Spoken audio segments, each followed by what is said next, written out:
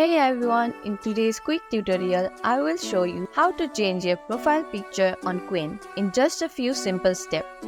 Let's get started. First, open up the Qwen app on your phone and log in into your account.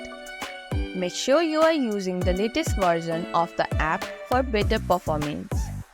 Now, tap on your profile icon, usually located in the top right corner.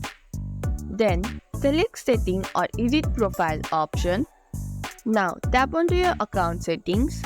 Here, you will be able to see your profile image, name, change password and delete account. Tap onto the picture you have selected and it will be updated, and there you go, your profile picture has been updated successfully. If you found this video helpful, don't forget to like, subscribe and press the bell icon for more quick tech tips and tutorials. If you have any questions, drop them in the comment below. Thanks for watching and I'll see you in the next video.